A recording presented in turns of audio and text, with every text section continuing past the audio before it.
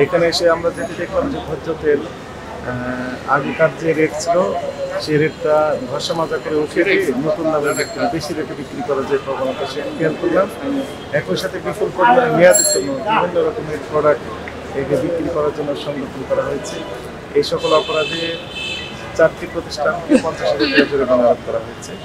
আমাদের কাছে আগে থেকেই তথ্য ছিল যে এলাকায় তেল নিয়ে কিছুটা কারসাজি করা হচ্ছে। এই তথ্যের ভিত্তিতেই মূলত অভিযানটি পরিচালনা করায় এবং আমাদের উপস্থিতি টের পেয়ে হয়তো সেগুলো হাইড করা হয়েছে, আমরা এগুলো এখনো প্রমাণ পাইনি, কিন্তু জনস্বার্থে আমাদের অভিযান অব্যাহত আছে।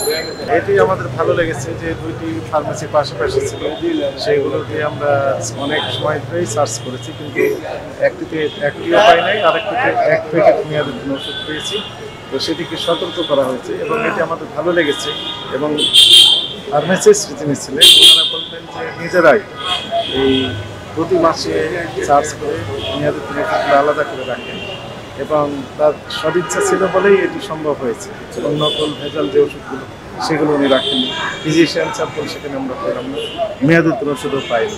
এটি তার সদিচ্ছা ছিল বলেই সম্ভব হয়েছে। আমাদের উদাত্ত আহ্বান থেকে অন্যান্য ফার্মেসি যেনারা পরিচালনা করছেন তারাও যেন এই সদিচ্ছা পোষণ করে এবং নকল ভেজাল এবং ফিজিশিয়ান স্যাম্পল এগুলো বিক্রি করা থেকে বিরত থাকবেন, এটি আমাদের উদাত্ত আহ্বান। বিভিন্ন বাজারে যাচ্ছি, তো সবগুলো রিফাইনারি তাদের সবগুলো রিফাইনারি তেল পাওয়া না গেলেও কিছু কিছু 1-2টা করে রিফাইনারি তেল বাজারে পাওয়া যাচ্ছে। একদম যাচ্ছে না তা নয়, তবে এই পদ্ধতি থেকে যে কোনো বাজারে তেল নেই সেগুলি আমাদের কাছে জানালে আমরা সাপ্লাই চেইন ম্যানেজমেন্ট সিস্টেমটা ঠিক করার জন্য আমরা সংশ্লিষ্ট কর্তৃপক্ষের কাছে আমরা সঙ্গে সঙ্গে জানাবো এবং সেখানে যেন তেলের সাপ্লাই দেওয়া হয় সেই ব্যবস্থা আমরা